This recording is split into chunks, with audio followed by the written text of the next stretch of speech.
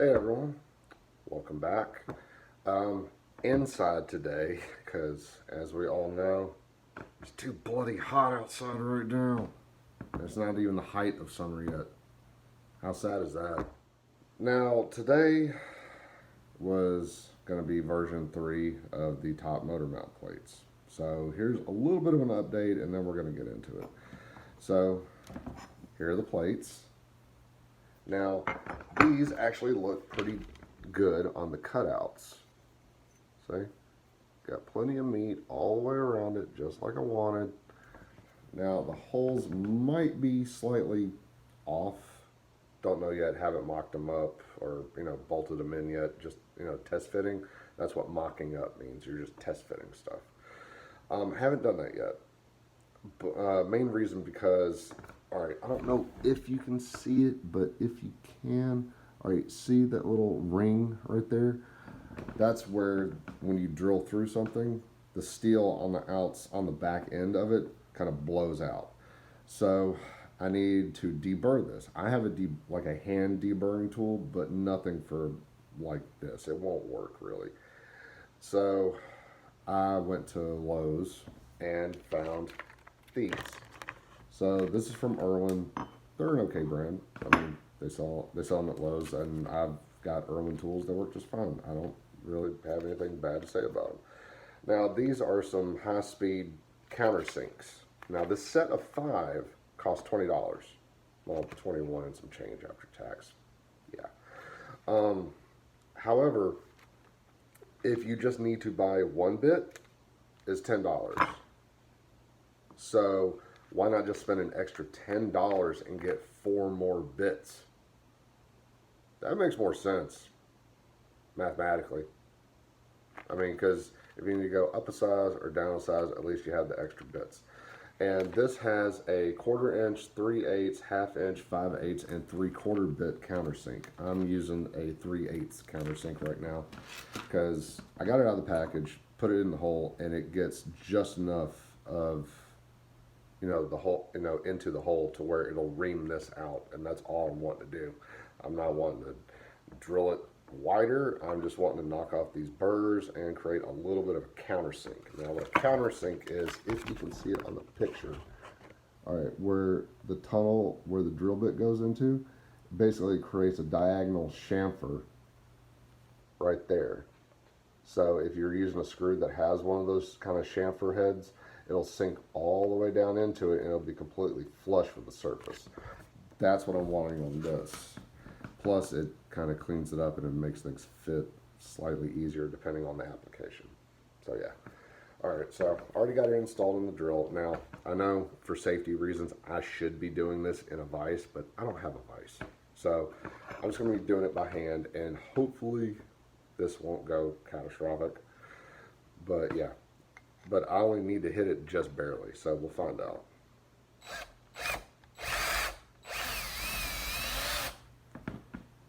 Alright.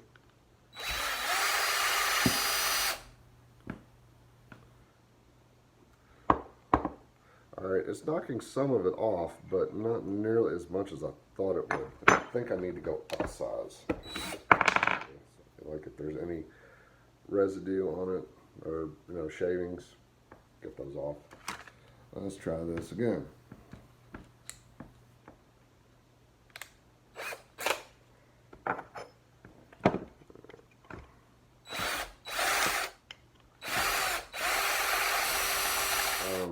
That actually got almost all the majority of it out, so I might be able to hit this with that hand deburring tool and get the rest of it off. Those actually work pretty good, or that bit works pretty good. So, but yeah, some of this I might be able to just take a normal file to and just get the rest of it off. That ain't nothing big, but I'm sure you can see the kind of discoloration here on the counter. Here, let me scoop this into a pile real quick.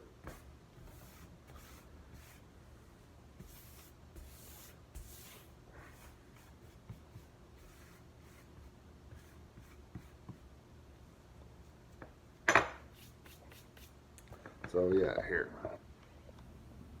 That's how much it took off. So obviously they work. So yeah, I'm gonna test fit them and see where I need to go from there if I need to at all. Now I did want to say one thing. Now I didn't cut these out this time. Luckily, where I work, they have a tooling machinery department, and one of the guys in that department was very kind and very gracious, and was willing to take the time to take these on a vertical bandsaw and cut them out for me. So instead of having to sit there with a cutoff wheel and possibly do a miscut like I did the first time, or just taking forever to do it, he was willing to do this, and it was a big help. It really was. Because honestly, I would rather have used a vertical bandsaw to do something like this, because it's a lot more controlled and you can get a much cleaner cut and finish, to where you're not having to do a bunch of excessive grinding to knock burrs off and all that other kind of stuff.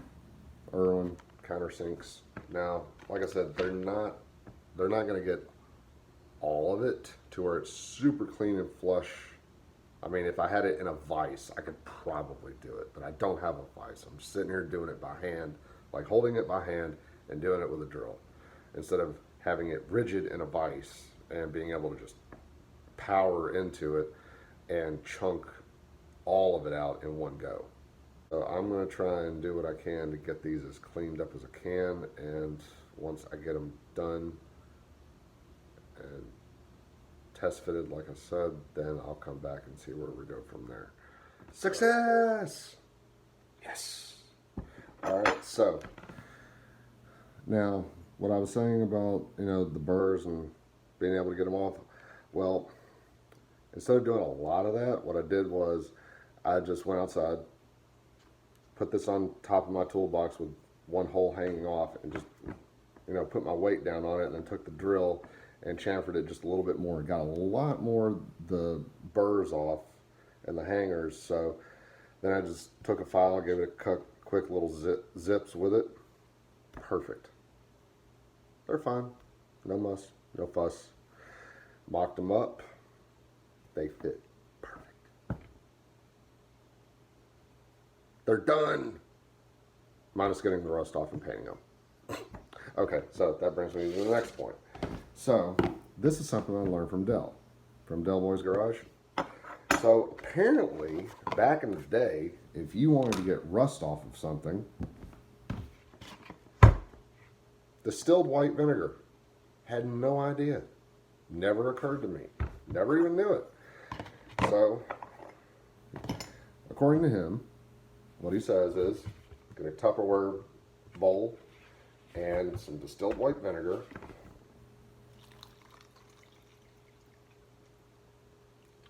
Pour it in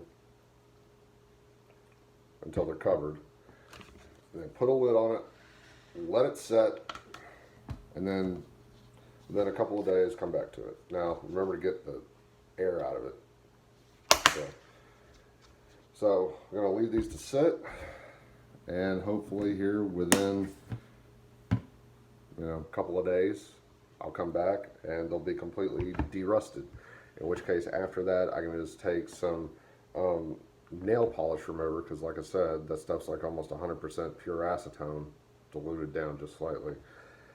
And it'll get all the, residue off and anything else. So, I mean, you can use paint thinner or nail polish remover. It does a lot of the same things. Nail polish remover, though, is a little bit more caustic. So just be aware of that. I mean, it's nail polish remover. So yeah.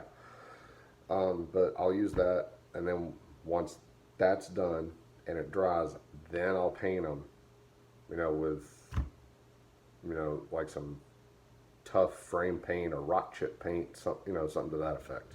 Because they're going to be out in open air, and I want to make sure that they're good, heavy coated, and they're not going to rust and anything like that. I want them to be on display, but I want them to look nice as well. So yeah, but yeah, that's it. So in the next video, oh, actually, before I get to that, so I went ahead and put the bit back in the package. I'm going to put some tape around the edges so that way this doesn't pop open and they wind up falling out and rolling all over the place. Now, this is something just from my personal thing and how I am. Every tool that I have in my toolbox is in a specific spot. It always goes back in that specific spot. And the reason why I am like that is because if I put it back where it's supposed to go, I know that it's there. And I don't have to go hunting for it. I don't have to go looking for it. I just know, open drawer, there it is. And it's the same thing if someone's helping me with something and I tell them, hey, I need this. It's on, you know, for instance, say, you know, it's the third drawer from the top on the right-hand side, you know, second one from the left. Or second one from the right, you know, whatever, something to that effect. Then they're just like, wow, that was fast. So yeah, you know, tool management, you know, and keeping clean and things like that is always a good practice to have. I mean, look, Dell will tell you the same bloody thing, you know, and pretty much every mechanic on the face of the planet that takes pride in their tools, that takes pride in their shop, in their work area, whatever. They will tell you the exact same thing. They know where their tools are. They take care of them. They don't let them, you know, get super rusty. They don't let them get rusty hardly at all. They take care of them. And reason being, tools are expensive. They add up. I mean, just this was $20, but, you know, it's got, you know, look, it's got, you know, the sizes on each single one of them. So if I keep them in the package just like this, and when I use them, get the one that I need out and then put it back when I'm done, I always know that it's there and I know exactly which size I need to get.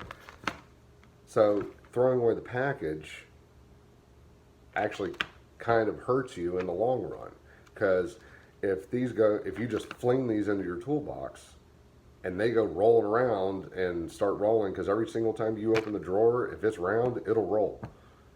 You know, if it keeps rolling around, pretty soon you're going to be like, wait, where's that one that I need? And then you go buy another set when you didn't have to. And then, like, what, a month or so later, you find it at the back of your drawer and go, oh, crap. So, yeah.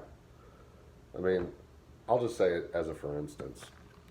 My stepson, back when I had a Nissan pickup truck, he was helping me change the oil with it. And when I asked, you know, on the engine, it's one of those old oil caps where you have to tack it with a hammer in order to loosen it off or tighten it up. It's one of those old school ones. And, you know, when he got done, you know, tapping it to loosen it off, he just flung my hammer down into the ditch of, you know, where we were. And I looked at him, I was like, dude, what are you doing? Why don't you just put it on top of the engine? You know, or somewhere here where we're working. Why are you going to fling it down there? What if you lose it? And he's like, well, I won't lose it. I go, that's not the point. If you lose that, then you have to go buy another one. And if you lose that one, you have to go buy another one. And let's just say for argument's sake, and this is what I told him, let's just say for argument's sake that you wind up having to buy a hammer 5 times over. You just spent $100 on one hammer, you know, whereas you can buy it once for like $20, $25, take care of it, always know where it's at, and you never have to buy one again. Same thing. Take care of your tools, they'll take care of you. You mistreat them, you lose them, you're going to wind up having to spend money more than you needed to. It's better to buy one tool and use it however many times and never have to buy it again, as long as you take care of it. Now, that's my rant. I know y'all don't want to really listen to a lot of it, but it's still good, sound advice. Any mechanic will tell you that. You take care of your tools, they will take care of you. And besides, if you ever have to buy a tool that's like $40 or $60 or however much it is, if you only use it 4 or 5 times during the time that you have it, it's already done paid for itself. Okay? I mean, another sidetrack. Let me put it to you like this: that same pickup truck that I was telling you about, I had to change the front wheel bearings and races in that truck one day. Now, I decided to do it because it was that truck was a '94, and this was just a couple of years ago. And I knew they were probably just worn out because they'd probably been in there for forever. So I decided to change them out. I went to Harbor Freight. Now, look, if you're going to just buy a tool and only use it once or twice, Harbor Freight is fine. Anyone who says differently, whatever, doesn't matter. Okay? I went and got a wheel bearing and race driver set from Harbor Freight. It was $40. And the amount of money that I spent on that set, $40 plus the bearings, say somewhere between $5 and $10 for the bearing sets for both sides. So I'm all told in for like $60 maybe. Did it myself. Took me, a couple hours just because I want to make sure that I did it right. It took me like maybe 1 or 2 hours. Had the manual, did it correctly, put everything back to torque specs the way it needed to be. Saved myself a heap of money because I guarantee you, if I'd have gone to any mechanic shop, that job alone probably would have cost me $150 roundabouts, because it's a lot to take off. You got to take off the wheel, you got to take off the brake caliper, you got to take off the wheel hub, then you take out the bearing in the race, then you got to re-grease everything, clean it all off, re-grease everything, then put all that stuff back on. You have to do it twice, one for both wheels. So yeah. And I've only used that set twice so far since I've had it. But I'm telling you, I've saved myself a lot of money doing it myself. And with this bike, I'm fixing to have to do the wheel bearings and races on the front and the rear wheel, and do the headstock bearings, in the fork neck. So I know I'm going to need to use that set for that, for all three of those things probably. So I just saved myself a whole lot of money again, because I've only ever had to buy that one set once. And it's always been in my toolbox. It's always been in the same exact spot since I put it there. It's never moved. So that way I know it's there. So yeah, all right, so that's my spiel. Sorry if I rambled, but it's common sense, rational, logical points like this that people don't teach anymore. Put stuff back where you get it. That way you never have to look for it. You always know that, hey, it's there. Oh, I need that one thing. Oh, it's here. Oh, I need that other thing. Oh, it's there. End of discussion. No more need to be said. All right, so anyway, I'll talk to y'all later. I'll come back in a few days once I let this kind of set. Now, there wasn't a whole lot of rust on it, but regardless, the vinegar should change color here within a few days to get all the rust off, if it works like it should, according to what Dell did, and hopefully I'm doing it the same way correctly. We will, clean them, paint them, 2 or 3 coats worth of rock chip paint or something like that, and then I'll show them being installed on the bike. So yeah, I know I have a tendency to ramble, but I'm trying to work on that slightly. After this, I will be starting on the rear fender. See ya.